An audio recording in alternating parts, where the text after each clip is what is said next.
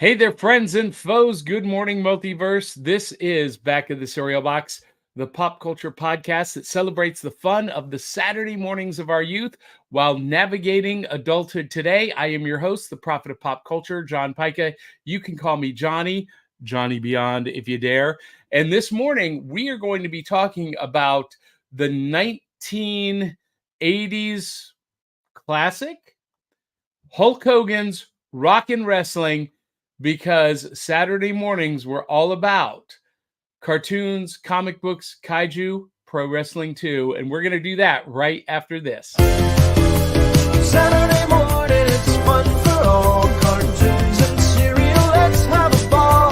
Comic books, kaiju, pro wrestling too. The fun is waiting for you. Back of the cereal box. All right, friends and foes. Good morning, multiverse. I am the prophet of pop culture, John Pyka. You can call me Johnny Beyond. And Avengers, comic books, Star Wars movies, and Saturday morning cartoons made me who I am today. And of course, when I was a kid, Saturday mornings meant big bowls of cereal.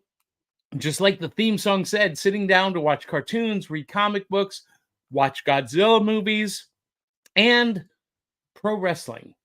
And that's why this morning we're going to be talking about Hulk Hogan's Rock and Wrestling. Now, when I was a kid, we did not have iPhones or tablets at the breakfast table. We were literally reading the back of the cereal box. That's where we got our news. That's where we, that was like our newspaper, our portal, our introduction to pop culture. And that's what this show is all about. And looky who we have in the virtual studio back with us this morning. I'm so excited. Your emotional support Canadian, the Peppermint Princess, the former co-host of Reels and Heels wrestling show. It is the one, the only Willow Schuyler. Man, it's been a minute since I talked about wrestling. Yeah, it's been at least over a year, maybe more. About that, yeah. Yeah. Well, so perfect for you to be back. And a little birdie told me that maybe your work schedule has shifted again and that you may be joining us on a regular basis once again. I hope so. I really do. I really do. Like, so far next week I have 2 shifts and they're in the middle of the week. So, well, that is phenomenal.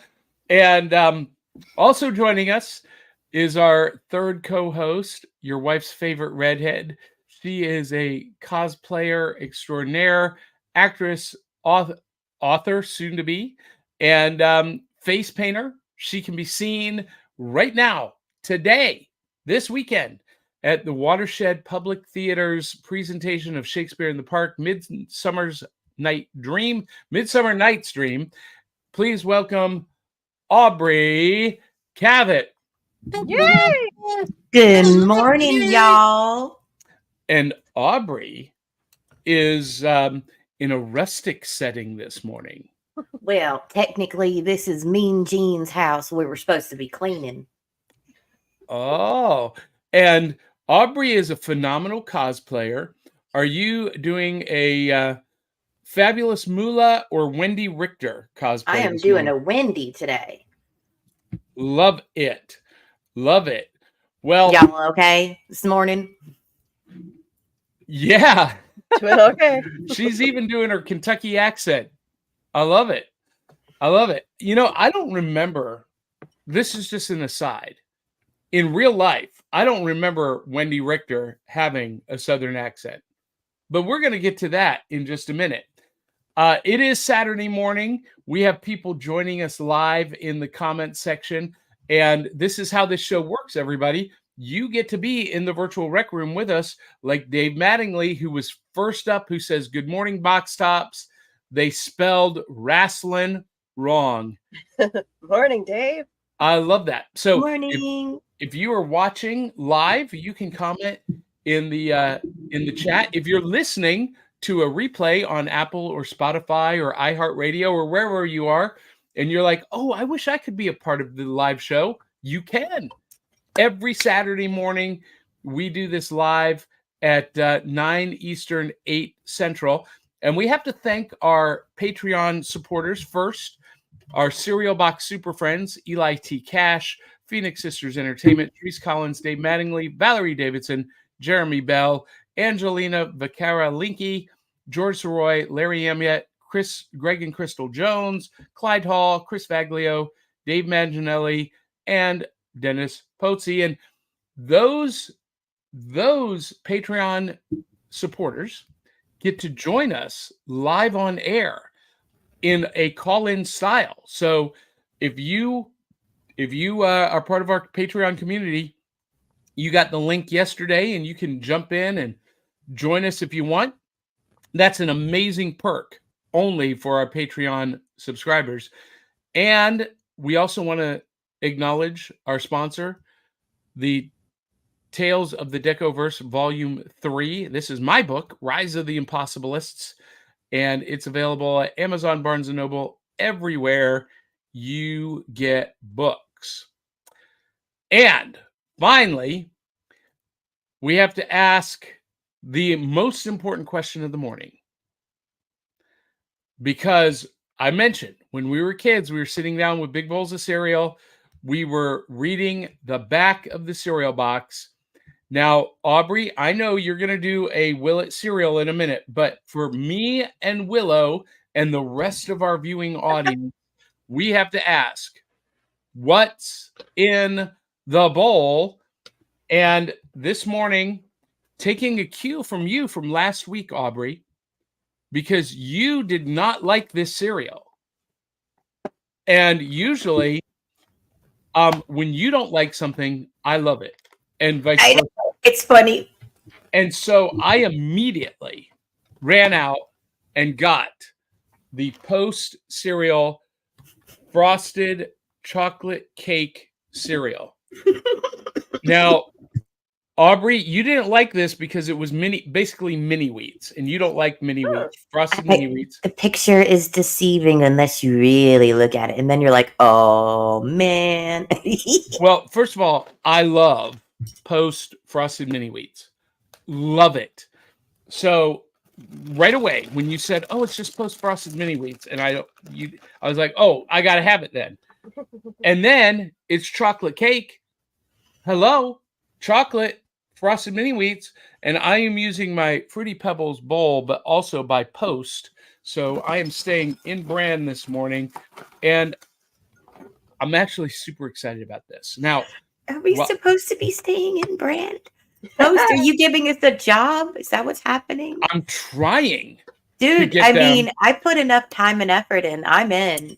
They are following us on Instagram, and they do respond to our posts. Get it? Post responds to our posts. So cereal podcast. Okay. Yeah. So anyway, good dad joke there. But since this is a Post cereal, Fruity Pebbles is a Post cereal, so I'm not crossing the brands this morning. Willow, what do you got? Well, funny that we're talking about wrestling. I'm trying to change my lifestyle a little bit, being a little bit more healthier. So I decided to try doing a chia seed and oatmeal mixture. I know that doesn't sound fun, so I'm gonna mix it up a little bit by adding Smarties to it. It's berry flavored or strawberry flavored. What are those? Wait. Willow, please don't do Forgot you guys don't get Smarties. Okay. Did you just tease us with candy we can't have? No, we do have Smarties, but they're not that. They're not like that. They're completely different. Okay, what do they look like? Your guys' Smarties are our Rockets. Okay. So those of you who don't know, I am Canadian, and we have different candy up here. Different candy, different cereal. Is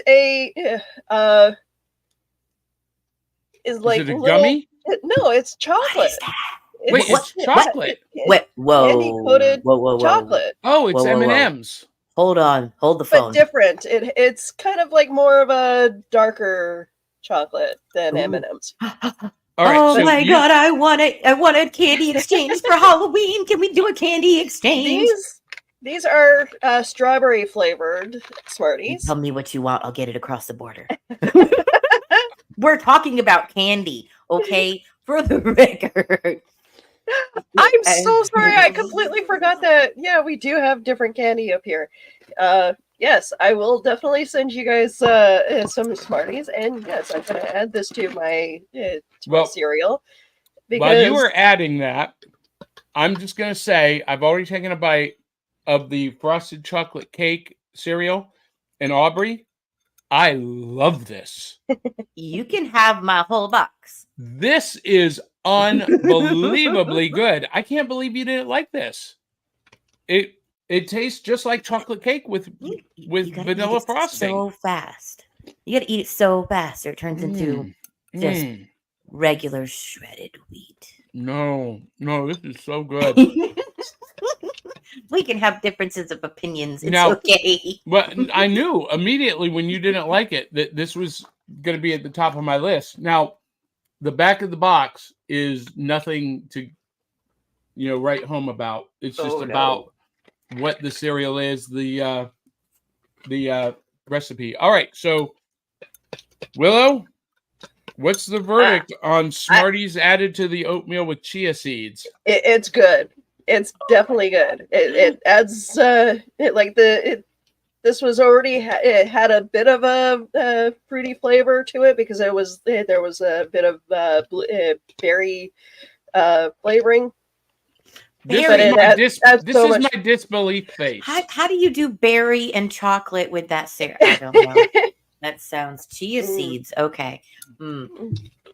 Yeah, you like It's it though? good. I like it. Yeah. What are the berry flavor? What flavor of berry? Because there's lots of berry flavors. There's cereal berry. There's strawberry quick. Huh? Yeah. It was wild berry. Wild. But here's the problem. Oh, by the way, there's little pieces of chocolate inside. I know. This is amazing. Well, Aubrey, I'm starting to question your judgment. This is delicious. When it comes to that cereal, that's fine. Here's the question I have for you, Willow, or the warning. You're eating chia seeds. Are you gonna grow an afro in your belly?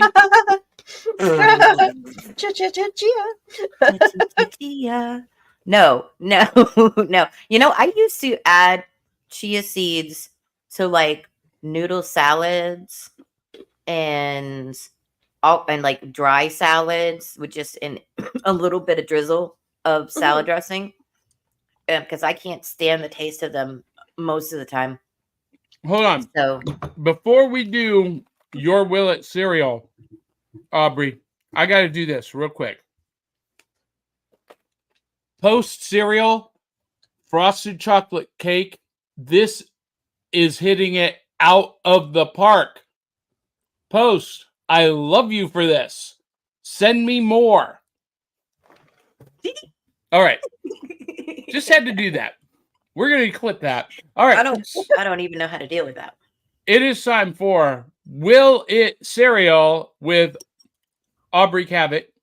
And Aubrey, you brought something. I know the answer to this question. This will cereal 100%. She's got Muddy Buddies, Chex Mix. So go ahead, dive in. Let's see what you got. Okay. So you know the deal. I always have to do my milk first. Always. There goes the lid somewhere. This is live, okay? Wait a minute. Aubrey did not pour the milk into a pitcher first? I know. Is there like a new world order? Is there No. I was creating my jewelry and dyeing my clothes. I had no time to put it in my little container, so I'm out of sorts just a little bit this morning. Wait, yeah, so out of sorts I forgot where the bag was. Okay. Also because I don't have a brunette wig.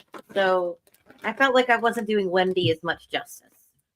But I Well, was not going to be the other one, the other character. I can't even remember her name. She's the such an awful fabulous character. Moolah. The fabulous Moolah is the Fabulous most. Moolah. She is the most important women's wrestler in history. Well, you'll have to talk more about her because they successfully made her the bad guy, and Well, she was like she was a good bad guy. I did not want to be always. Plus, that was that's a whole conversation about her outfit. I decided to go with the one that talks like a Southerner because I live in the South, so I figured I could do it justice now. That's good. That's good. These smell divine. So wait a minute. Did you only put like 2 or 3 pieces of those Muddy Buddies in there? No, there is at least a dozen. I don't like my seal getting mushy. I know you don't. All right. So it's still not mushy. Here we go. It looks like the sugar coating is keeping it sealed. She's going in. That's an amazing crunch. First of all. So this should be a cereal anyway. And second of all, I might finish this and have another bowl immediately. It is a cereal, actually. They did do a Muddy Buddy cereal. So I knew it was going to cereal right away. Well, if this tastes like the actual cereal, which now I need to make a comparison of the two. Yes, you do. This is good. See, here's what I can't figure out, though, Aubrey. You love the Muddy Buddies as cereal, but you did not like the frosted chocolate cake, frosted mini wheats. I'm not sure what's happening here. Crunchy. Mushy. Mm-mm. It took seconds of liquid for it to turn into smush. You must have had like a bad batch or something, because for me, frosted mini wheats stays perfect right to the very end. Now it does absorb the milk as it goes, but that makes it better. For some people, we're all different. And that smoosh at the end that some people like in the Oreo cookie when you put it in the milk. Mm-hmm. I'm going to say something that is so controversial. I don't ever dunk my Oreos in milk unless I'm going to eat it instantaneous. What? Because if I get any pieces in the milk, I won't drink the milk. By the way, in case people didn't pay attention, this is Oreo flavored. Oreo ice cream, Oreo, like I love Oreos. So I tried it. You know how I will let it get soggy, though, weird as it can be. In my coffee. I didn't have creamer one day. So I was like, I'm going to have some Oreos with my coffee. And guess what? The Oreo got in there and I was like, oh no, I'm going to have to dump out my coffee. Well, let me just, ooh. So, maybe another try. Wow. All right. So here we go. We got a bunch of audience comments. This is Aubrey's favorite part of the show. And by the way, Willow, we are going to do a spin-off show just for Aubrey called Random Acts of Aubrey, where all she does is interact with audience members. No topic, just they drive the conversation. I thought Johnny was going to keep this a secret. Well, we did it in the works. Nope. It's out. Surprise. Yep. So I may need to lean on you, Aubrey, or Willow, to train Aubrey on StreamYard. I'll do my best. Anyway, we've got Zentron. Good afternoon, fellow cereal boxes. He is coming at us live from his computer desk, working away as usual, this time redrawing the VHS cover for Laser Tag Academy cartoon. And Zentron sent me an article about Laser Tag Academy last week because I had never heard of it. It's from 1985. And I can't believe that I had never heard of it. But yeah, so Dave Mattingly says Zentron, that sounds cool. Can you send Johnny the artwork in progress for him to show on screen? That would be awesome. And you can do that, David, right through Facebook. And Dave Mattingly says, Willow, welcome back. Isn't it so great to see her? Yes. I miss these shows. Yes, and we have missed you greatly. Zentron says, can do, only about 40% of the way through, though. Hey, but Zentron, that would be really cool to see some, progression, work in progress. Look who is joining us in the virtual rec room this morning. It is Caterade Comedy, Cade Hawkins. Hi, everybody. How's it going? Good morning, Cade. Cade says, candy trafficking sounds like a PSA in the making. Now, here's the thing. So Aubrey is doing her Southern Kentucky accent in honor of Wendy Richter. Hi there, Cade. But he's talking about candy trafficking and smuggling things across borders. One time I got pulled over crossing the border from Ohio to Kentucky, and they accused me of smuggling books into the state. But What? I used the Jedi mind trick and convinced them no. I was like, look, it's okay because they're coloring books. Anyway, Willow's like, I don't understand this thing about Kentucky. They don't read books in Kentucky, Willow. They're one of the highest states for illiteracy after Mississippi.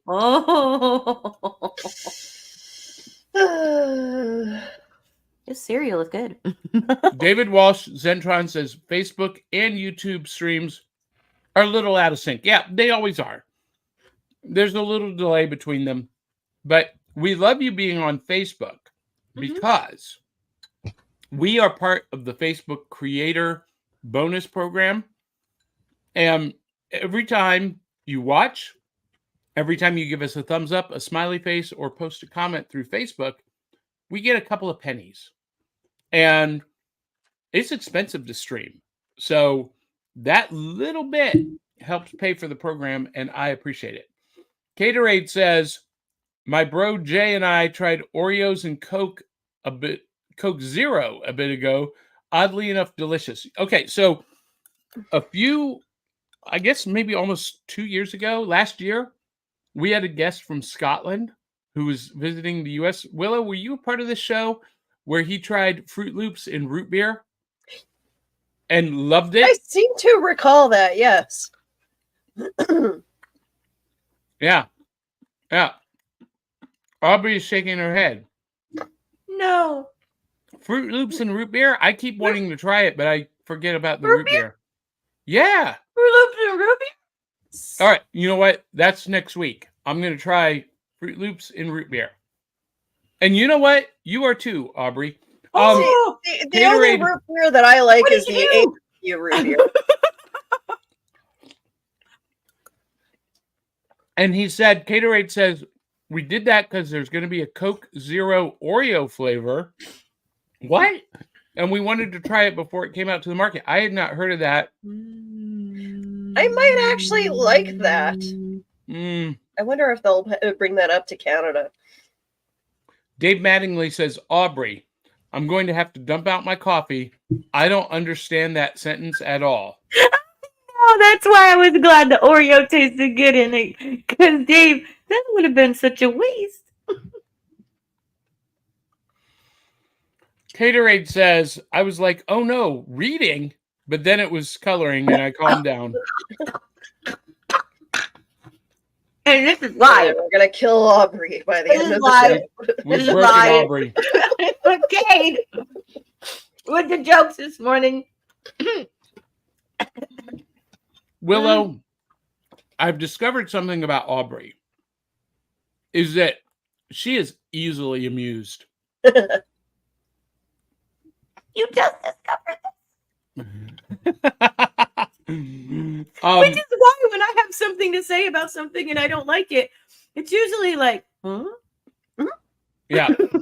So David Walsh is saying it's not letting me post pics to the Facebook stream post. No, it won't. Send them to me via Messenger. And yeah, so send them to me in Messenger, and I'll load them up and post them up. Oh, hey, look here. We've got Bridget Ann Mitchell. Oh, I can't wait to see Aubrey Cavett eat Fruit Loops and root beer. That is And- a friend of mine, and Yeah, and Willow, if you're able to join us next week, same thing. Fruit Loops and root beer. I'll try. Wait a second. You warned her. Now she could be like, But- Johnny, no, I warned you I'm too. not feeling so good. It might have to be a zero sugar one. That's okay. Because me and That's my okay. husband are trying very hard to eat healthy now. Well, I mean, But how do you do a it's just zero one fruit little bit, just a little, just try it. Just take one bite. That's all it takes. It won't hurt you. Maybe I'll buy one of those little personal cup. Yeah, cereal. that's exactly what I have. I have a box of those that I use in my magic act, so that's what I'll use. But so Aubrey, to your point about the frosted chocolate cake, it has gotten soggy. It's shredded up, but it's got these little pieces of chocolate in it, so even when it's mushy, it's crispy. This is the best of both worlds. Everyone, You know what? go out and get frosted chocolate cake cereal right now. It is great for fall. Frosted chocolate cakes cereal from Post is great for fall and winter. You know why? Because if you like oatmeal, it will turn into it eventually. Dad is great. Make us the chocolate cake.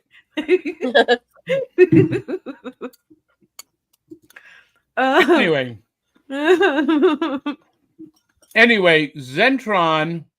Oh, and Bridget Ann Mitchell says, "Oh, great. Now Willow won't be here next week." Right. Bridget and I thought the same thing. We're like, you warned her.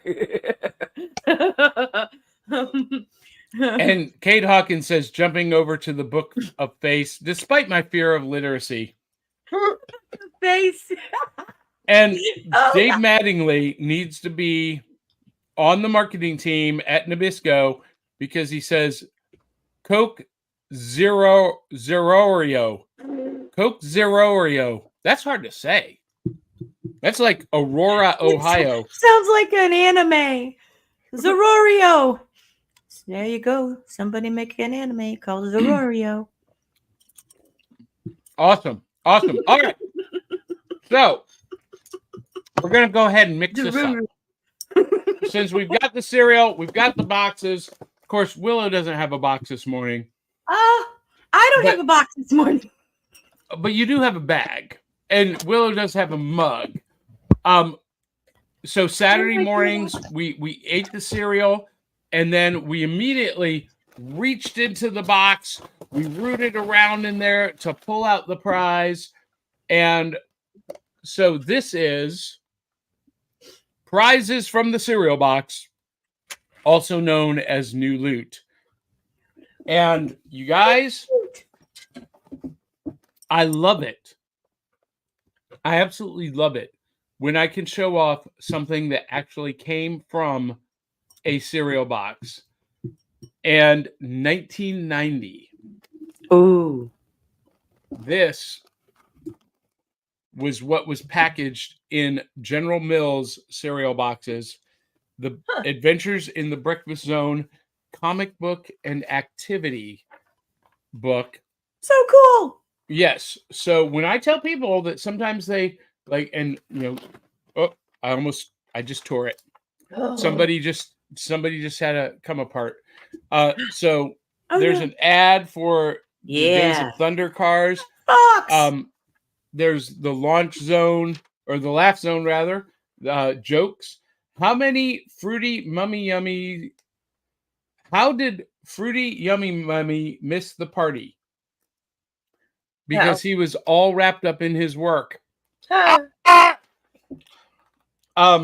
Here's an ad, Aubrey, for the world's smallest Matchbox car. God, I love that ad so much. I used to What's- stare at that one. Yeah, Was in others, and I have to say that was one of my favorite. Here's a comic strip about the General Mills bakers. Oh, that was And- actually not bad. I liked looking at the artwork.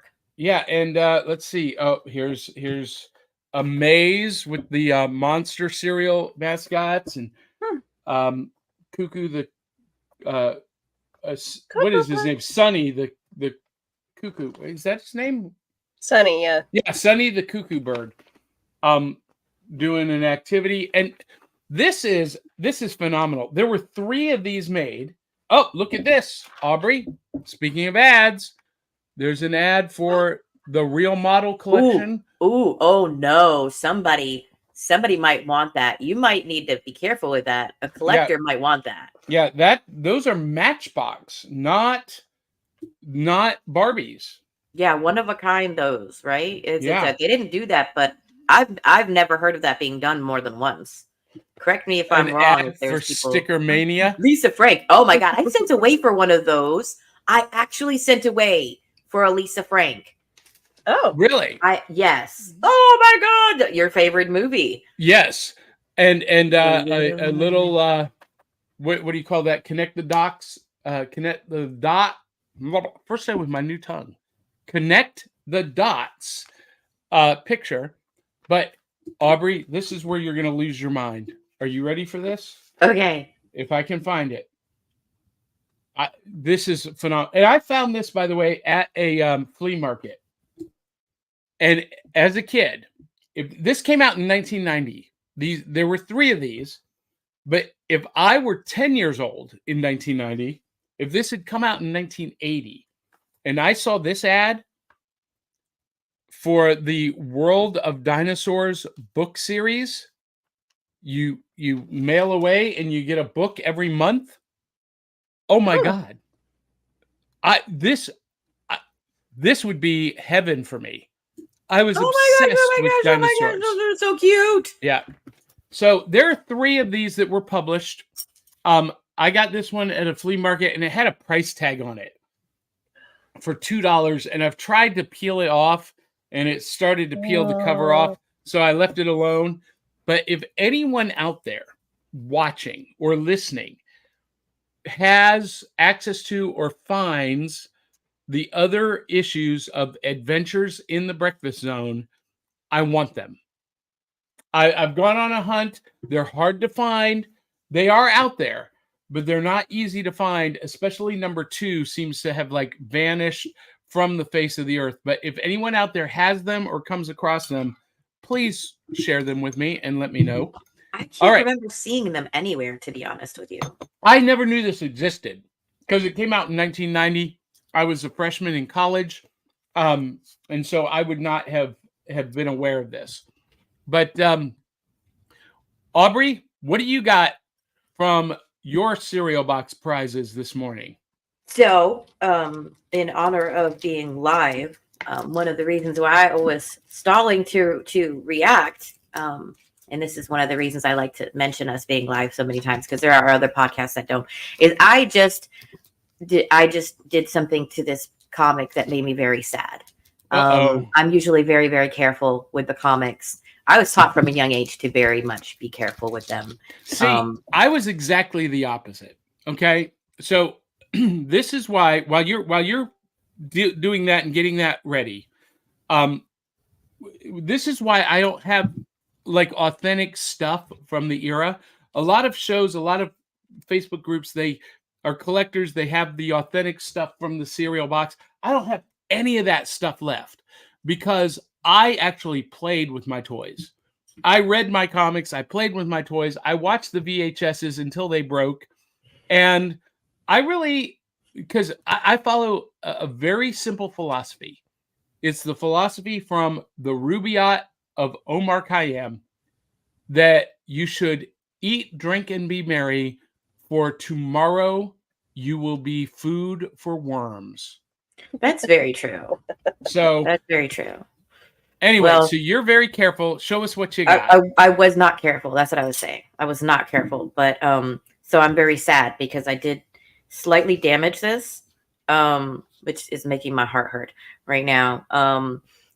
So this is a DC featuring, I know we don't do politics, so I don't do this very often, but since it had a pose that reminded me of getting body slammed, and it had a sumo wrestler on the front of it, I thought it would be appropriate for this episode. And then a little bit of the outside got damaged, so I'm sad. But this is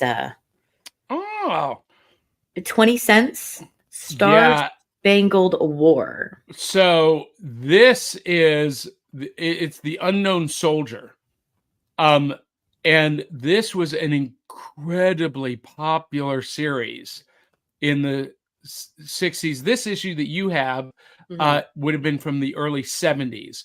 Yes. What is the issue number on the front of it? 173. Yeah. That was an incredibly popular series.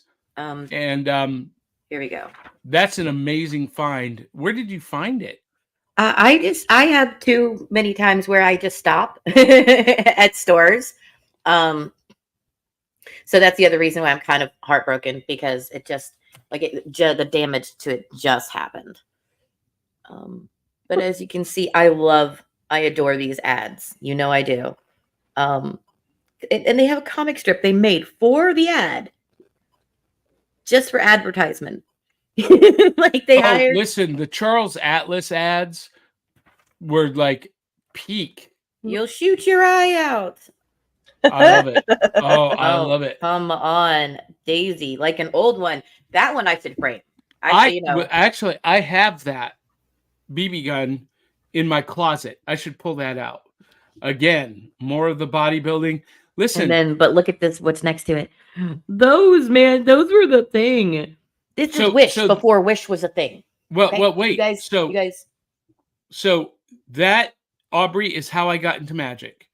I've told this story before. Mm-hmm. When you cut out that card and you sent it in, they sent you back cases of greeting cards that you had to sell.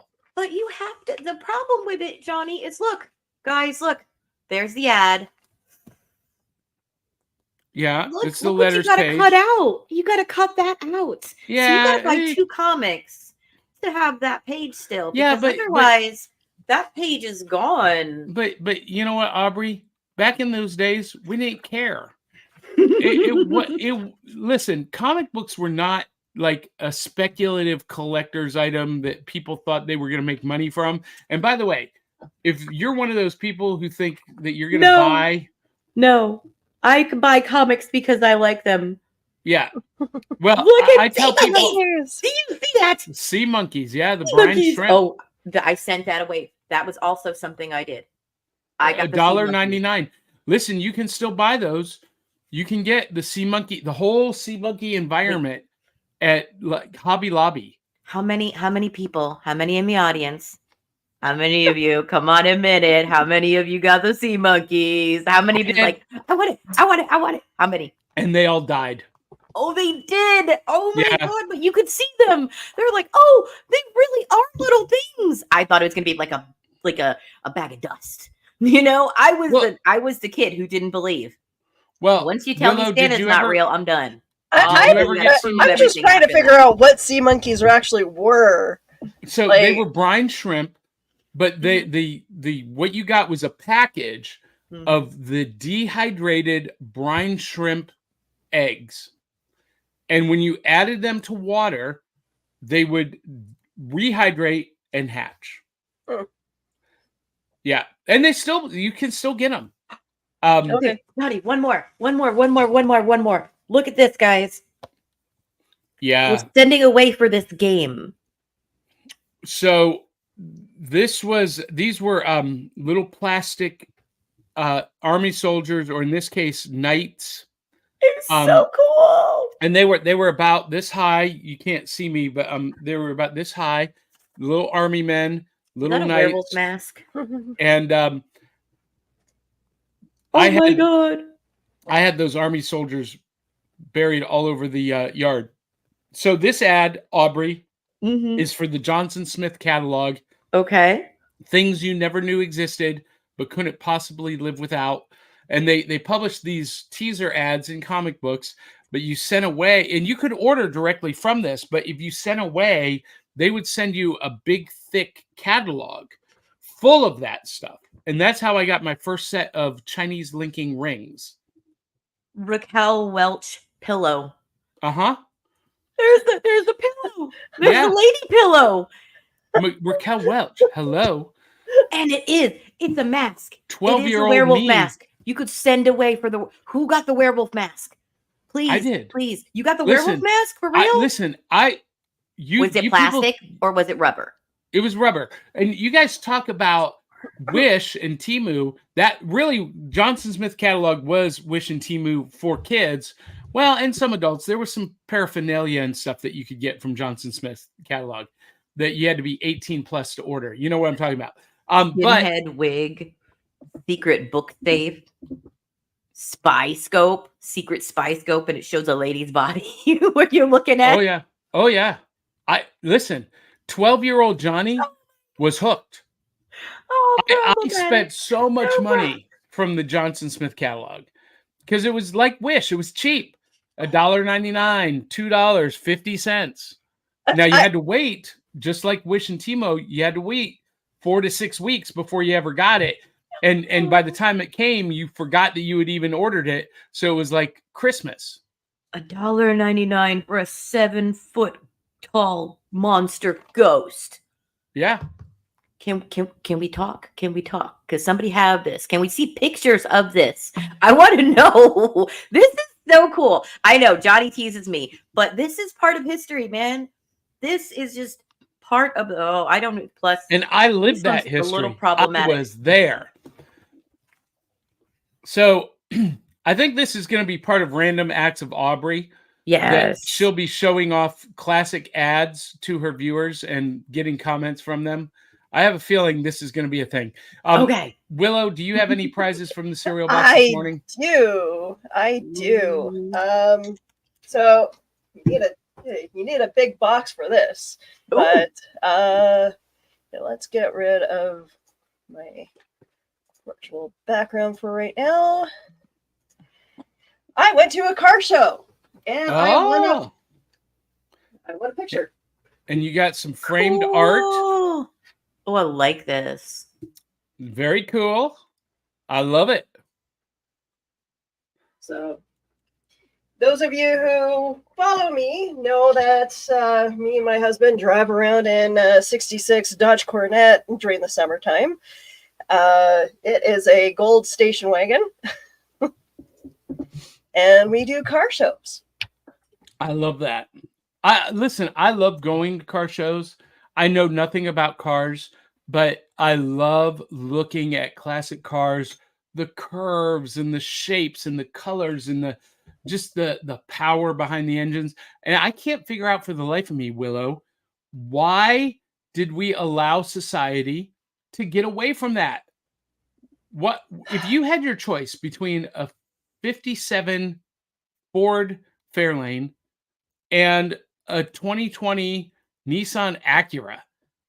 Why would you ever choose the Acura over the Ford Fairlane? What is going on? There was a reason we used to call cars she. Apparently, cars are expensive now. Like, what the hell happened to? Like, they're cheaply made and they're expensive. I know. I just bought a used car, 2018 used Nissan Rogue, for $19,000, and that was the cheapest car I could find. With the features that we wanted, with the mileage that we wanted. Cars are $50,000, $60,000, $70,000. That's insanity. Insanity. Anyway, we're not here to talk about cars or commiserate. Bridget Ann Mitchell says, my husband likes to eat chocolate cake with milk over it, so he would probably love that cereal. Ooh, so chocolate cake with milk over it. I do. Listen, little secret. I don't put the milk over it, but I will dip the chocolate cake in milk.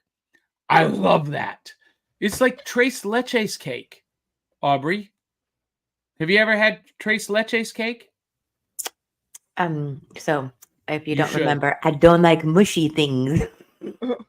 Well- So when I'm older, I will have to eat the mushy things. I'm sure. Give me some of that But I- oatmeal. Well, you know what? It's not even age at all. Like even as a kid, textures. I just didn't like oatmeal. I was the one who would sit at the table until the parents gave up and then still not eat the oatmeal. See, look, I get the texture thing. That's why I don't like berries. That's why I don't like most anything with a fruit with a skin on it. I'm not eating it. Nothing with a skin on it. We're all safe. and that Johnny will includes- not eat us And that until he includes skins us. Never mind. well, that includes pudding and Jello. If pudding or Jello has a skin on the top, you know what I'm talking about. I'm done. I'm out. There's this weird film where you go to put your fork and it goes no. Yeah. And Johnny goes no. Do you remember that episode of Seinfeld where George wanted to market pudding skins like Kraft single cheese in a wrapper? I'm like, no, I'm out. No. If it's got a skin, I'm gone. No. David Walsh says, I also sent you the original VHS cover Oh. so that you can see how things are going. Let's see this. Can we So show this I now? tried to load it. I don't know where you sent it, David. I'm gonna have to go find it. I couldn't see it this morning. Dave Mattingly says, nice Cosby reference. Johnny. Do you know what my Cosby reference was? When I was singing, Dad is great.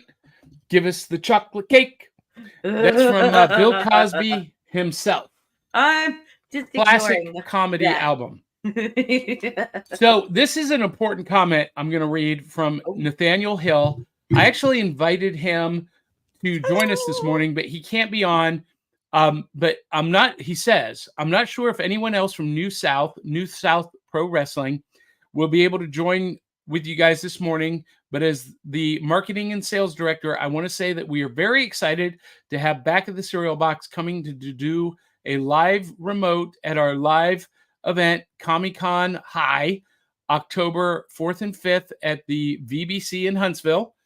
Matt Riddle Bro, you know him, Willow, will be making his New South Pro Wrestling debut. Also, I did want to say that we at New South are keeping the rock and wrestling connection going with artists like Luna Coy Jordan, Condry, and Young Baz. And that's all he could put. So yeah, what he's talking about is our partnership with New South Pro Wrestling. Ooh. And we are doing some live remotes at their themed events. October is an anime theme at Comic-Con. And in November, it's a Star Wars theme. And super excited about that. And Nathaniel, I'm going to have to talk to you about maybe bringing my NWA Saw Wrestling manager character out of retirement and doing some promotions with New South Wrestling. Big Daddy Cool Johnny Della Rocca may need to make a return and reform the Chicago Pain Syndicate to teach all you hillbillies out there what real wrestling is all about. Can you dig that? I knew that you could. I'm sorry. I feel like Canada can do better. Well, Canada has done better with wrestling. I feel like those hillbillies. I hope that don't refer to me, sir. So Kate Hawkins did send me a link to the Breakfast Zone magazine on eBay. So I appreciate that. And then Kate said, I thought you said Johnson Sniff catalog at first. And I was like, a scratch and sniff catalog? Innovative. No, that was the Adam and Eve catalog. Oh, I just said that live on air. No, Johnny, no. And those of you who don't know what I'm talking about, you're Googling it right now. And you're going to be like, Don't. Don't Google. Don't trust Johnny and his telling you to Google No, stuff. you will never be able to get that out of your algorithm. It's like, when you put food on the hips, on the lips, on the hips, it's the same thing. You put it on your algorithm, it'll be there forever. There is no white out Everybody in the look it up. eyes. Anyway, okay, I found the artwork that that Zentron is working on. I'm going to save this and upload it. Hold on, laser tag.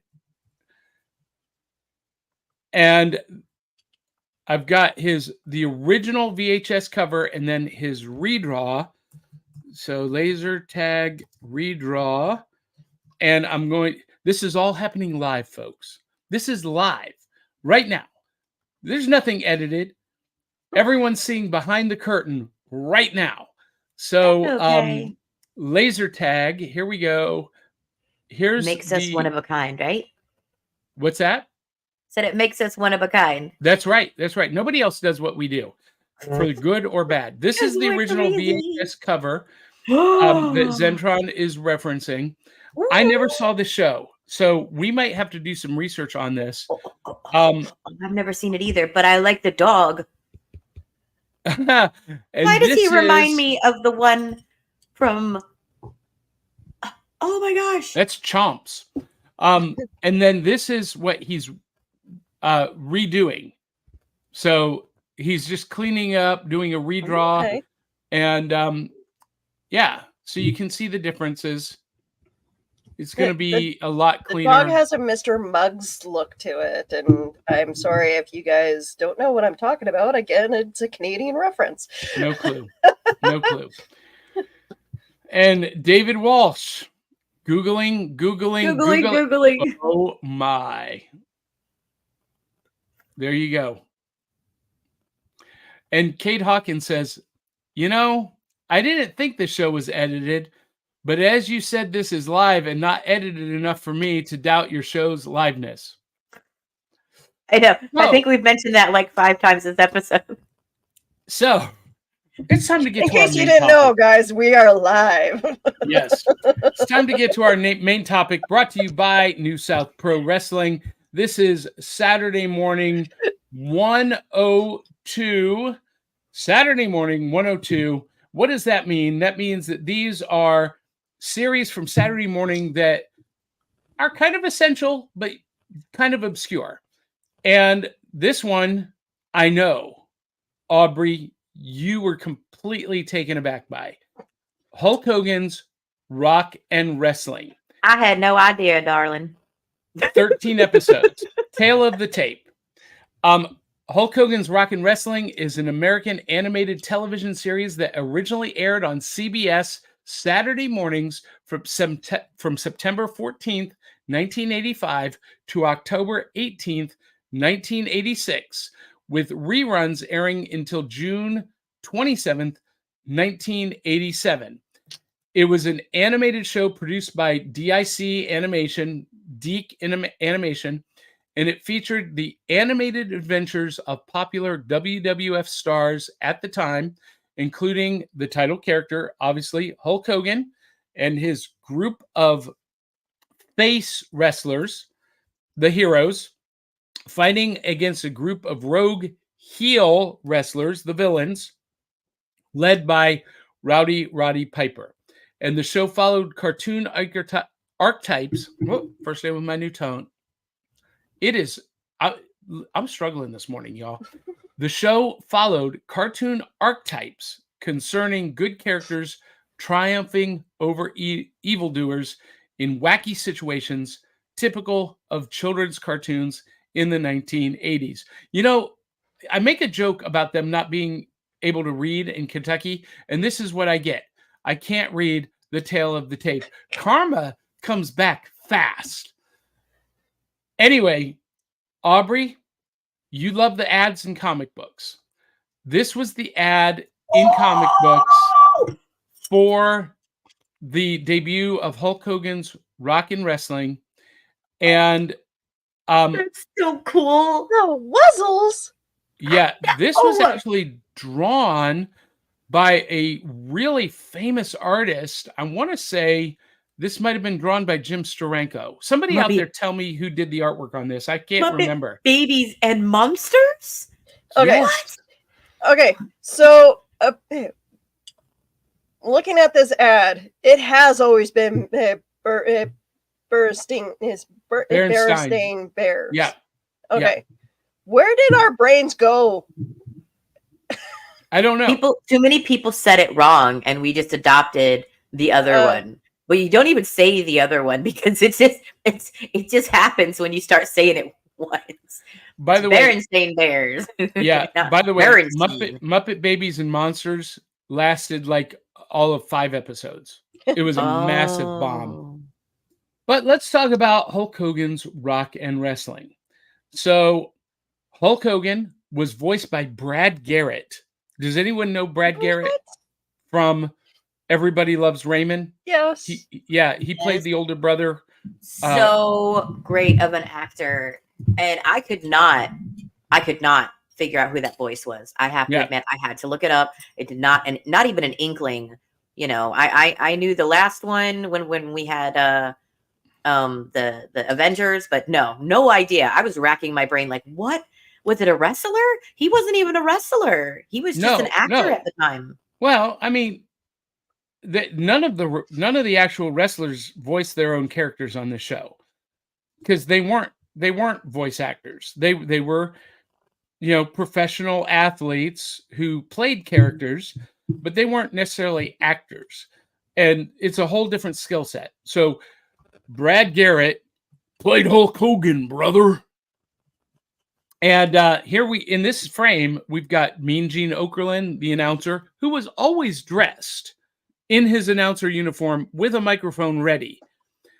Hogan always wore his wrestling gear with the title belt, as did Roddy Piper. From left to right, we got Roddy Piper, the Iron Sheik, Nikolai Volkov, Mean Gene Okerlund, Hulk Hogan in the center.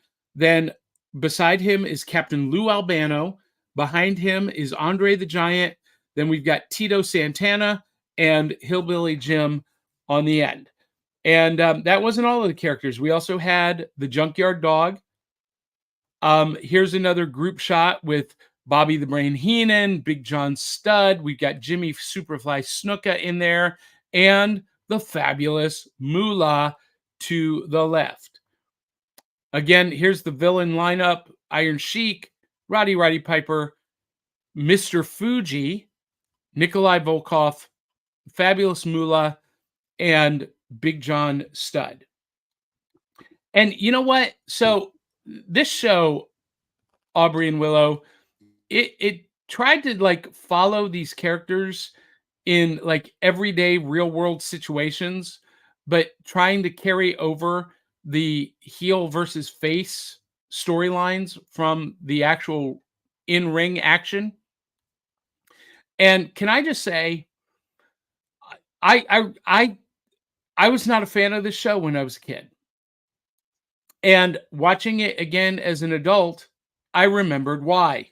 I'm just going to put it out there. This show was absolutely abysmal. This show was horrible. I couldn't get, I tried. I tried to watch it again. I tried. Now, aside from it's horribly racist. the horrible racism that is all over the place in this show. What are you talking about? That's kind of built into the characters of the WW. Like, it really is. Yeah. Like, it's kind of like built into a good bit of them. But look, I know what you're talking about. Tito Santana was Hispanic. He was Puerto Rican, but he was in real life. And that was the character that Tito Santana played in live action wrestling. Junkyard Dog was a Georgia Southern junkyarder. Junk dealer. That was his character. So is it racist when the people who are playing the character who are that race, that ethnicity, make that character themselves? See, I don't know how that was supposed. Did they actually make up these characters, or Mhm. were they paid to Both. portray these characters Both. for the sake of the writers and the Well, creative entities of WWE so that is a great question. And in or the early WWF 80s, at the time? WWF brought in Vince McMahon, brought in the biggest talents, the biggest names from other promotions. So the Junkyard Dog was actually already wrestling as this character in Georgia Championship Wrestling before he came to the WWF. So he brought this character with him. And it wouldn't be until the early 90s, like late 80s, early 90s, that they actually started creating characters specifically for on air, with the Undertaker and the Repo Man and Doink the Clown and those kind of Duke the Dumpster Drosy, Big Boss Man. Those were created characters, but at this time in wrestling history, these were all existing characters from other promotions who were brought into the WWF. So that's my question. When these are characters that they created themselves, is it racist? I mean, you're A lot of yeah. It- I mean, Willow, this is see. Okay, so yeah, I like because I'm white. I can't say boo, whether or not I don't agree with I don't agree with it, but at the same time, if someone were to tell me who watch wrestling and who is of these Well, we've got the answer backgrounds. right here. Dwayne L. Hearn. He is a fantastic African-American author, hi. great friend, and How he you says the doing? short answer is no. Okay, There we go. So no, if they've created it themselves, whoever it is, if it's an extreme version. So in other words, I could make an extremely Polish character because Yes. I am mostly Polish Mhm. and make jokes like my great grandfather used to make about how many Polacks it takes to screw in a light bulb. Yes, I said that live. Yes, it was a joke. My great grandfather, who was 100% Polish, by the way, descendant, no, just straight up, his parents, both of them, 100% Polish. He could make those jokes. I'd be like, Shaji. And he'd be like, what? I can make them. So, there we go. We got two men, one from the 30s and a gentleman now saying it's okay. I do make a lot of jokes about being I'm Ukrainian and German, and I make jokes about being extremely cheap. What we have in our cupboards is we save containers from like the margarine containers and stuff like that. We actually call them Ukrainian Tupperware. So I mean, okay, I can see, yeah, but if anybody else were to make that joke that wasn't Ukrainian or German or whatever, I can see that, how people can take it the wrong way. But Well, I don't know. Yeah, and you know But what? doing That that didn't even occur to me. Daily basis or like a weekly basis on a cartoon, though. So that's how their characters were, though, right? Johnny, Yeah. from the very beginning in wrestling. Yeah. The heels were meant to be like hated. Like, Oh, yeah. like if you could make your heel hated. The first time, Johnny, I'm going to tell, this is the episode for me to talk about my history with wrestling, because Okay. most people know that I'm not a huge fan, but I am a fan, actually. I remember the old Roddy Piper. I remember the Hulk Hogan with the Spangles. I remember seeing Randy Macho Man Savage in all of his shiny glory. I remember Jake the Snake. Yeah. Right? The cream of the crop I- always rises. The first time I saw The Undertaker he was not The Undertaker. He was a different kind of wrestler. He didn't enter like that. He didn't have He was smoke. Mark Mean. He wasn't from hell, So yes, I know about older wrestling, and I have to say, Andre the Giant was like my breaking point. Okay, I'm sorry. Okay, I'm sentimental. I wear my heart on my sleeve. I'm a big softie. Okay, and when Andre died, I took it hard. I took it really hard, and I didn't watch wrestling for a while. I know that sounds weird, but some people need a break from things when bad things happen, and Andre dying kind of affected a lot of people. And then I finally get into it again. And some other drama happened that I won't mention about a wrestler who had some anger issues and may or may not have killed himself and his family. And so there's been a, and then we've got all of the crazy ones in between, the specials where you see wrestlers behind the scenes.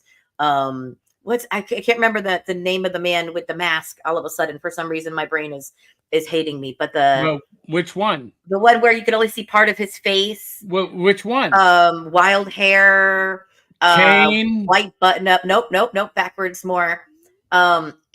He got threatened for a while. Psychosis, for too much violence and doing the chairs.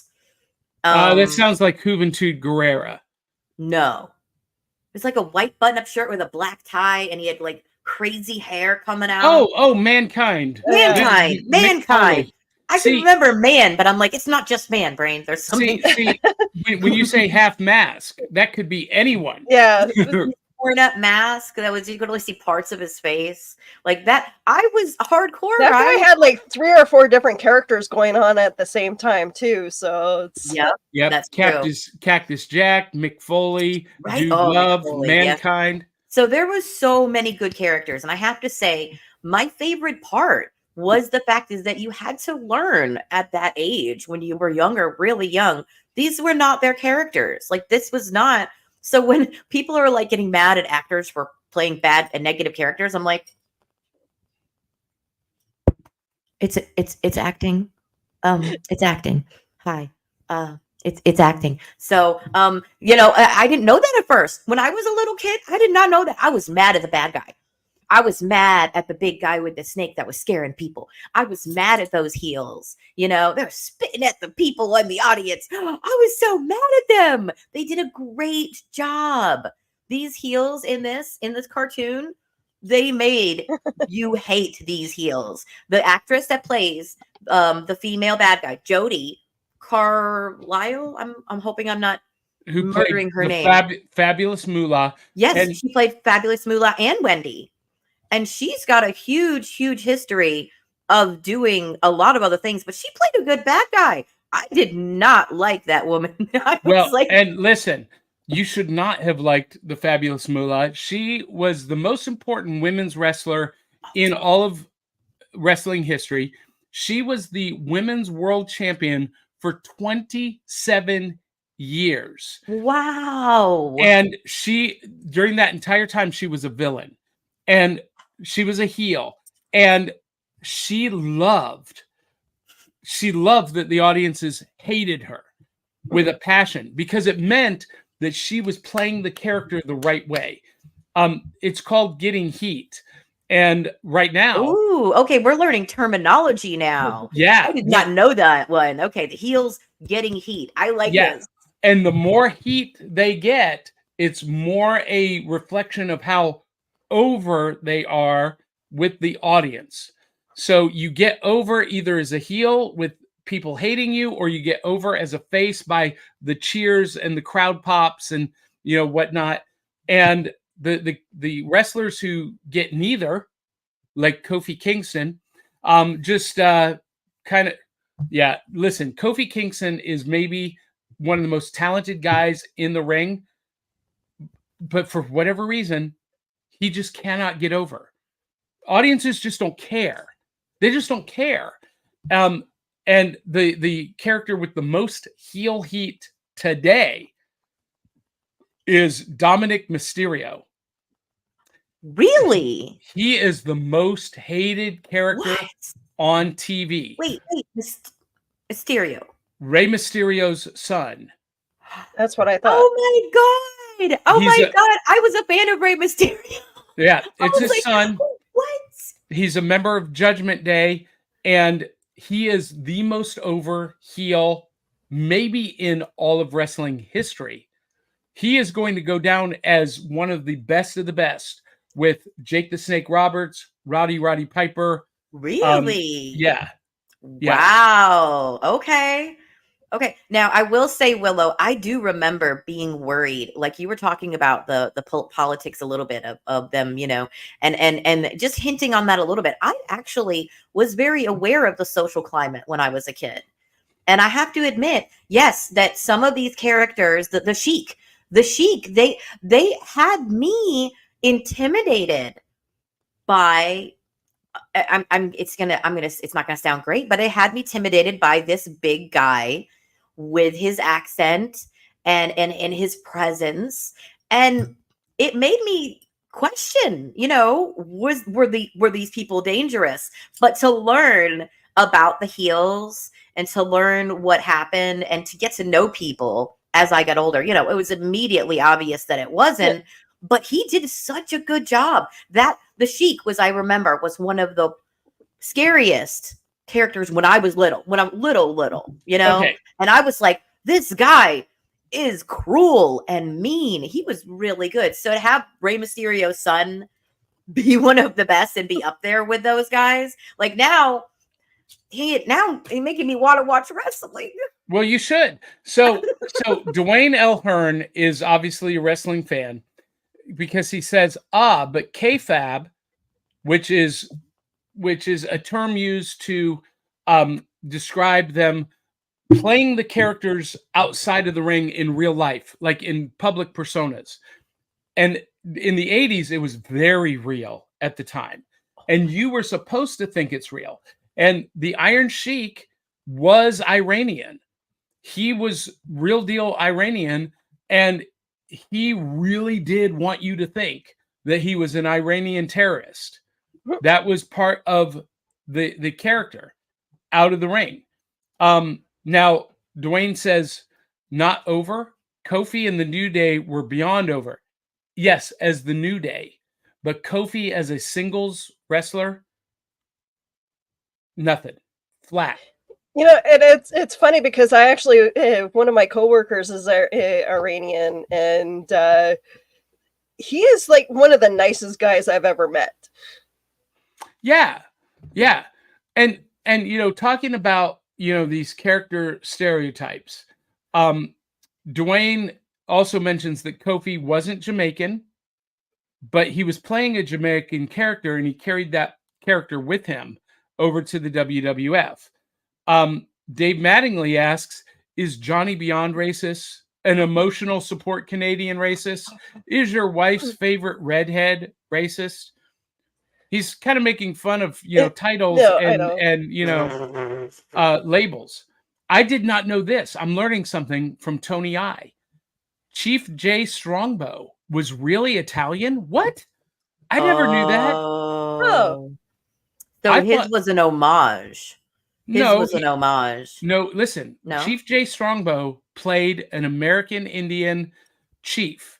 Mm-hmm. I've thought my entire lifetime that he was a real, like, Cherokee Native American. I didn't know he was Italian.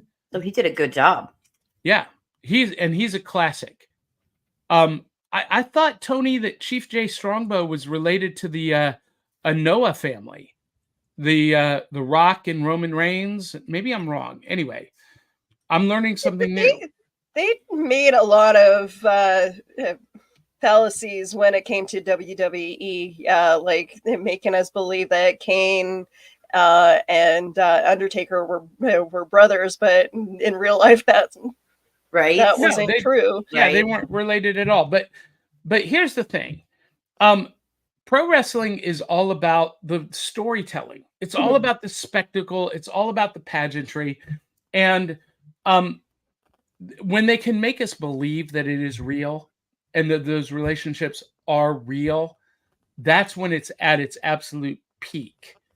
And like right now, what's going on in the WWE with Judgment Day, Dominic Mysterio, Liv Morgan having an on-screen relationship and a love triangle with him and Rhea Ripley, none of it's real.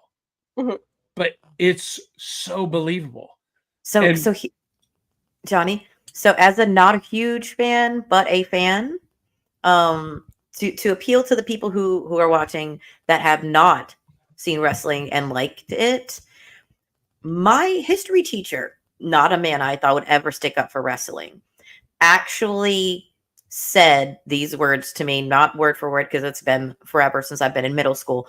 But what he told me is, if you watched modern wrestling, which in that time would be early 90s, it was extremely, he will use the word extremely, this is why I remember it, akin to the fights of the Romans and the gladiators, because the better show they put on, where they were a villain, where they were a heel, when they got that heat, or when they were, the hero and they were rescuing the people, the audience, the people, from this villain, this tyrant, character, that was the passion. And people would come back for that. It was a soap opera with violence. It was a soap opera for men. And some ladies, and it was our first. I loved wrestling as a kid, and I actually broke into tears when I heard a lot of my favorite wrestlers have sadly passed away now, but I broke into tears when Chyna died. Joni Lauer. Do you know who Chyna was, Aubrey? I know that she was one of the best wrestlers when I was younger, and that name never went away. I saw her a few times, but I don't know who she was outside of her persona. Yeah, so Chyna was the 8th wonder of the world. She was she was the first woman, not the only woman, but the first woman to win a male title belt. She was the Intercontinental Champion, which is a men's title in the WWE, on 2 occasions. Now, there's only been 2 other women to hold a men's title in the entire history of wrestling.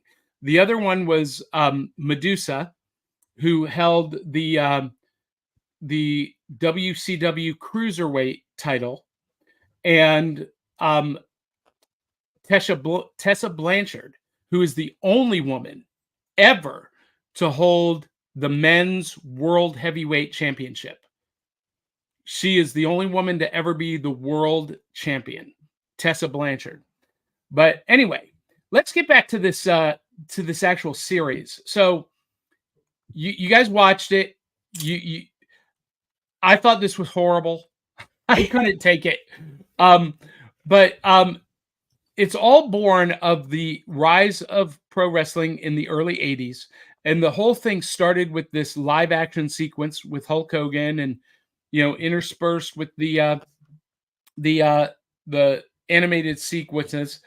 And Willow, I remember as a kid seeing that scene where Hogan gets rushed by all of the kids on the street, and I never realized that it was from this. I just remember seeing it growing up, and watching this again. I was like, oh, that's where this came from. But this series was born out of the popularity of wrestling due to the rock and wrestling connection. Aubrey, in the early 80s, is that Cyndi Lauper? Oh, Cyndi Lauper was the manager for Wendy Richter. Oh my God, I did not know that. And it's so cool. So this was from the Brawl to Settle All. And this is where Wendy Richter defeated the Fabulous Moolah to become the women's world champion. And it was the start of a whole new era. And Cyndi Lauper would stay with the WWF. And this is at the height of her pop music career. And WrestleMania 1, Cyndi Lauper managed Wendy Richter. We had... why can I remember his name? In the mink coat. That's a piano player. I'm having a brain cramp. And of course, Muhammad Ali was the special. He wasn't the referee, but he was the bell. He rang the bell for Hogan, Mr. T, Roddy Piper, and Paul Orndorff at WrestleMania 1. And, I love this so much. And that's really where, through the rock and wrestling connection, that pro wrestling came into the mainstream in a major cultural way. Everyone was talking about Hulk Hogan and Randy Savage. Oh, that's a bad picture. There he is, the Hulkster. And by the way, Cyndi Lauper, this is her today at 70 years old. Is she not just amazing? She always had a baby face and always had this tiny little voice, and she is still gorgeous. Mhm. And here's the tragedy, though. She is still not in the WWE Pro Wrestling Hall of Fame. She Yeah, is she should more, she should be. She is more responsible for thrusting pro wrestling into the mainstream spotlight of any other celebrity in history. Yeah, she brought her pop to them, and then she brought all of that out into the rest of the world. Well, and she because people wanted to cast, see her. well, she cast Captain Lou Albano as her father in the Good Enough for Us music video. She cast Roddy Piper and Nikolai Koloff and the Iron Sheik as villains in that music video on MTV. So That's yeah, awesome. Going back to this picture, though, the guy in the mink coat is Liberace. Liberace. Why could I not remember his name? So big then, but honestly, I only know that he played the piano and he was like ostentatious. Is there anything else about him? I mean, he was one of Las Vegas's biggest superstars of all time. Oh, because he was a showman. Oh yeah. Okay, gotcha. Yeah. There used to be a piano that he played on display at the Opryland Hotel. Ooh. That's probably not there anymore. No, not anymore. the man I work for bought it. Oh, The It's in guy his home. died in 1987. I didn't realize it was that. who? He was born in Liberace. 1919 and died in 1987. Yeah. Wow. Yep, and they were still talking about him when I was like in my teens. Kate Hawkins says, dudes, it's like opera for people who prefer senseless violence, art. And Chris Vaglio says, Kate Hawkins, truth. And Dwayne Hearn corrects me about China. She was not the 8th wonder. She was the 9th wonder of the world. Oh, I did not know that Jacqueline Moore also won the WWE Cruiserweight Championship. I did not know that, Dwayne. Good. Yeah, So more good catch. information. Thank you. So 2 women in WWE who held men's titles. And Tony I said, yes, Cyndi Lauper, she had them in music videos and was close with Captain Lou Albano. And let's see, Dwayne L. Hearn also says, wrestling, as I say, is the greatest form of theater. It is one of the greatest forms. And when I'm teaching acting students how to create characters, I always point to pro wrestling because the best of the best tell you everything you need to know about their character before they even say a word. When they step through the curtain, their physicality, the way they move, their time, space, and weight will tell you everything you need to know about the character before they even Dwayne, I did not know that wrestling is your life. Had I known that, I would have invited you to be on. So we'll do this again. Can we talk about some merchandise here for a minute? Hulk Hogan's Rockin' Wrestling.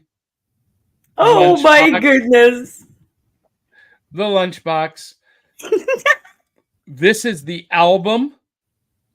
There was a music album.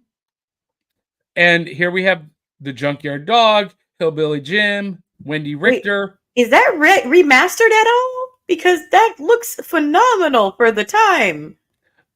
No, this is the I mean, it may have been issued recently, but hey, by the way, can anyone tell me out of the lineup of heels, there's someone very important to WWF history missing from this roster. Can anyone tell me who it is? Like maybe the most important heel in WWF history? I could be wrong, so I don't want to be wrong. But isn't it the guy himself, like the guy who's in charge of everything now? Hulk Hogan wasn't really in Yeah. that cartoon, except that like around the live parts, wasn't he? No, he was. He was No, in he the was. episodes. He was in all of them. Yeah. Yeah. It focused on him, but out of the characters here on the villain side, you know who's missing? Oh yeah, Hulk Hogan, I hate your guts, Randy Macho Man Savage. Oh yeah.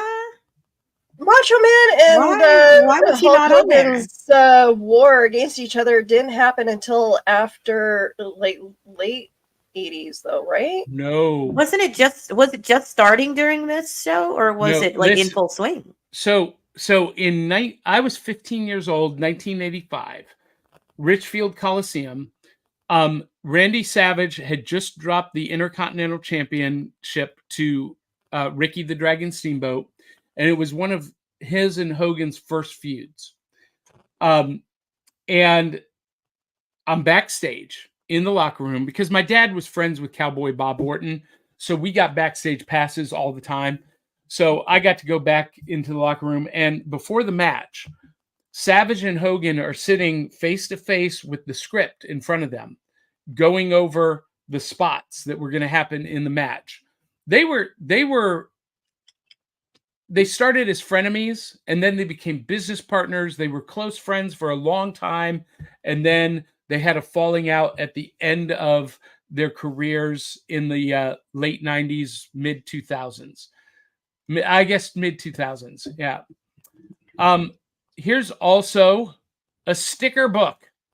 Oh, nice. I feel like I've miss seen sticker this books. though. And we got to talk about the action figures. So these action figures did not move. These were modeled after the LGN characters.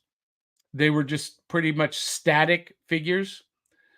But they weren't as big as the LGN. The LGN were like 8 inches tall. These were That one says it's an eraser. well, Or okay. collectible eraser. Yeah. Toxic. That's because kids like me used to chew on their pencils and erasers. Wait, Well, can you this- put the pencil up their butt? Oh no. Wait, what? Wait, I've Aubrey. never where done did the that. pencil go? No, It's an Aubrey. eraser. Aubrey. Whoa, Where was it? Is it not that kind of eraser? Stop. No. Aubrey has just gone completely out of control. and No, off the track. no, come on. You remember the little guys you'd put on your eraser? You Yeah. know, and Yep. you'd be like, where do I gotta put the pencil? Yep. See, that's Well, not no. not where we The thought you troll were pencil going at all. toppers. Where does the pencil go? If it was the See, listen, everybody in our viewing audience thought the exact same thing that I thought. Context is everything, Aubrey. We need the context. when you were kidding.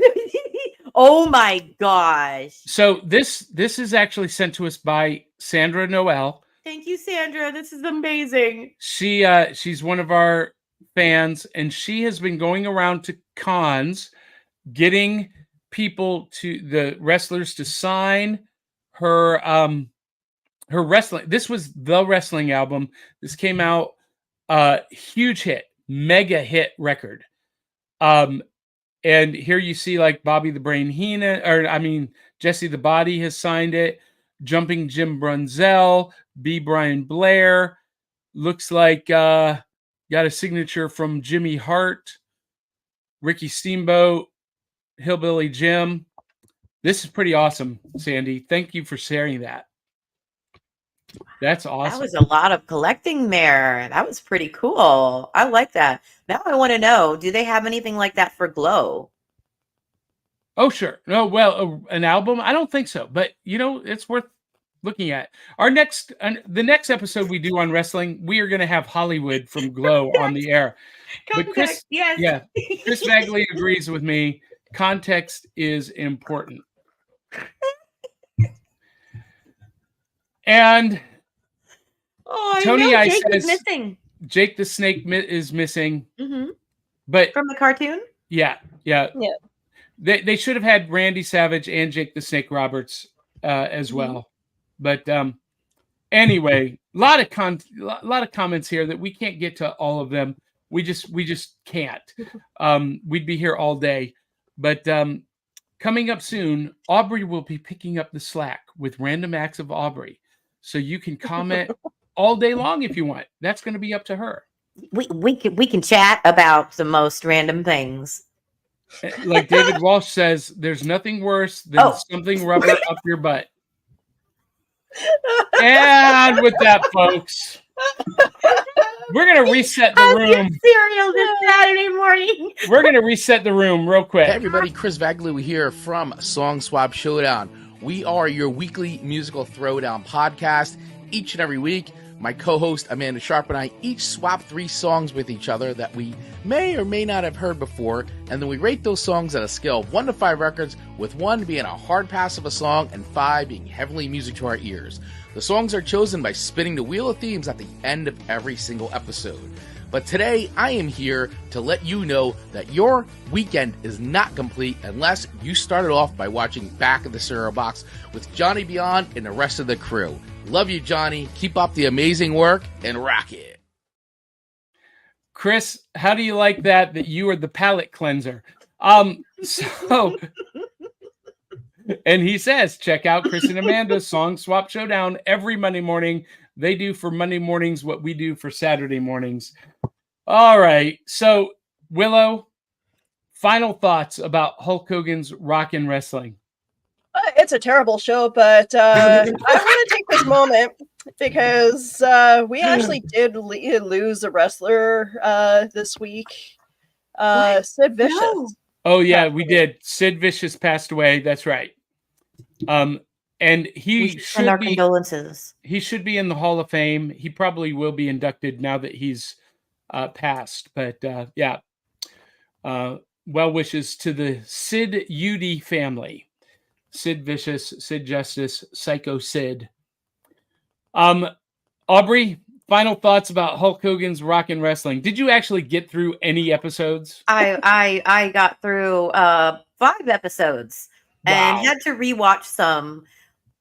You rewatched them? I did. I went back. You are a rewatched. superhero. No, they are superheroes because they can Kool-Aid man through walls. they can throw metal and it bounces down the road. the amount of times that it becomes slapstick goofy. I mean, I can't say anything because wrestling is campy. It is. And did I still dislike the bad guys in the cartoon? Yes, I did. So you guys did a great job with that. And I what can I say? That we have a female that is actually playing both female roles, but she's an amazing voice actor. You should check her out. She has been on so many movies, so many shows. That is a very amazing voice actress. Thank you very much. It was a delight to research and find out how many things that she's been in live action and cartoon, from that 70s show to the Thornberrys, and a lot of things in between, surprisingly. So I will say that the music was fun. I laughed. I thought it was silly. I disliked the bad guys, and now I want to watch more wrestling. So that was, by the way, Jody Carlisle. Yes, Was the Jody actress who Carlisle played Wendy Richter and Fabulous Moolah. She was also good. Dr. Sarah Bellum in Darkwing Duck. Mm-hmm. She was additional I was going to go down the voices list. Yeah. in Cowboys of Moo Mesa, Marianne Thornberry in The Wild Thornberries. Mm-hmm. There is a lot of great voice actors in that show. James Avery did one of the voices. We all know him from as Uncle Phil. Oh yeah, he Right? did the Junkyard Dog. Right. Yeah. So yeah, some talent there. It's, if you like camp and you like funny references for the time, it was genuine to the characters. It was except Roddy. Oh, I'm gonna say that right now. They did him dirty with that with this show, though. Did him dirty. I agree, Willow. Willow, high five, because oh my God, they did it. Roddy dirty Roddy business. Piper's my man. That is the only one. That's the only reason that I really, the backgrounds aren't that bad for a cartoon of this level. But there's a lot of stuff that makes this endearing. But what you did to Roddy, I don't think I can ever forgive you for that one. See, here, Aubrey and I are going to disagree once again. There's nothing endearing about this show. This show was a travesty. No. Well, there's a giant burger coming down. They did Andre the Giant dirty too by making him be like the dumb character, and I'm just You guys. Uh-oh. What? What, Johnny? What happened? The troll eraser topper. It's continuing to live in the comments. Tony I says, is that why they have number 2 pencils? Okay, obviously we're all big kids here. that'll be the takeaway for this show. Aubrey, I'm gonna need to see you in the office after the broadcast goes off the air. We're gonna have to have You guys got me in trouble. Ooh, that's gonna be a clip when Aubrey goes off the rails. I'm speechless. I'm literally speechless. Y'all don't understand what I go through. Anyway, you guys, we got to go. We're way over time as usual, but I want to thank everyone who tuned in last week and watched last week's episode. It is one of the highest rated episodes. The Avengers really caught on and captured a huge audience. We had 647 people watching live last Saturday. Wow! Yeah. Guys. Yeah. Oh my God, you're amazing. Yeah, that was pretty amazing. So we thank you for that. We thank everyone who supports the show by sharing it and telling other people. There are a bunch of you who do. Clyde Hall, Chris Vaglio, you guys do a great job. Dave Mattingly shares the show. Eli T. Cash, all of our Cereal Box super friends. We couldn't do this show without you and without your support. If you would like to have your name in lights, join patreon.com/cerealboxpodcast, Cereal Box Podcast. And at the $2 level, you get to join us on screen. At the $5 level, you get exclusive merch. At the $20 VIP level, you get to host your own show, and we'll be doing a show with Eli T. Cash coming up real soon, and Dennis Pozzi, another live show. And at the $20 level, you also get to get free preview copies of some of our favorite comic books coming out week to week. Yeah, our last VIP, Dennis, got a one-of-a-kind back of the cereal box cup. Yeah. And every Patreon supporter at the $2 level or above gets entered into our monthly graphic novel drawing. I review graphic novels on Back Issue Breakfast Club, and we give them away. So the last giveaway we did, Dave Mattingly got a big bunch of them. This month's giveaway, we're doing Transformers, the issues number 1 through 5, or no, 1 through 6 in a trade paperback collection, and the companion Void Rivals, both part of the Energon universe, the combined Transformers G.I. Joe universe. And all you have to do to win these is be a paid Patreon member at patreon.com/cerealboxpodcast. $2 or more gets you entered into the monthly drawing every month. Ta-da! Woo! And Willow, what do you have going on this week? Tomorrow, you got a really awesome show on Geeky Discoveries. Yes, we're going to be talking to the Geek Gumshoe, and Aubrey's going to make an appearance also. We're going to be talking about the Satanic Panic through the eyes of law enforcement. The I can't Satanic wait. Panic of the 1980s. I was there. I lived through it. If you're free, Johnny, you can join us. If I can, I will. I found a T-shirt for it. I don't ever wear T-shirts, but I found a Nice. T-shirt, and I can't wait. I'm gonna dress up in leather. Yeah, I'm excited for this topic because it's something that like I've been wanting to talk about for a while, and doing the deep dive. Holy crap! There's just wow. I'll I leave am it ready for to be tomorrow. You educated on the guys things will that I hear did not me know. rant about it. So can't wait. That's fantastic. Fantastic, Aubrey. You're face painting at the Watershed Public Theater, Shakespeare in the Park. I am at Midsummer's Night Riverwalk. Dream. Yep, Riverwalk Park here in Columbia. It's our last night, so I know that there's a lot of things going on this weekend. But if you guys can come out, showtime is 7:30. We got a taco truck and some ice cream truck. I think it might be snow cones also, and they set up at 6:30. I'm going to be there early in costume with my horns on, ready to be Oberon's assistant Puck and make some mischief and get some face painted. So yes, please come out. Also, not only will I be on Willow's show, but September 6th, I'm going to be joining Cosplay Cafe. Ooh.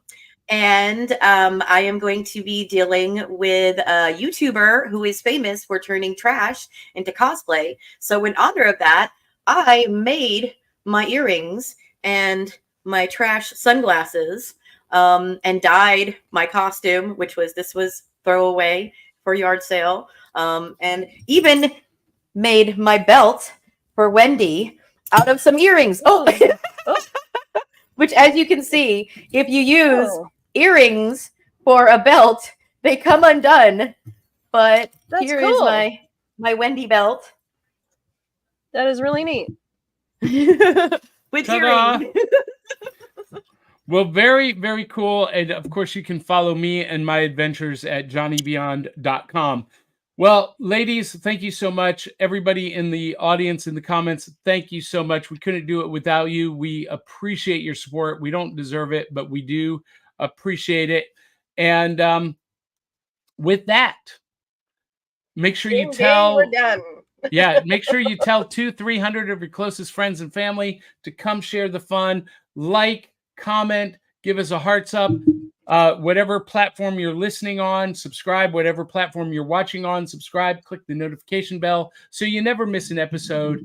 And until the next time, love you, mean it. We'll catch you on the back of the cereal box. Ta-da! So long, farewell, auf Wiedersehen, bonjour. Where's the video? I cannot find it now.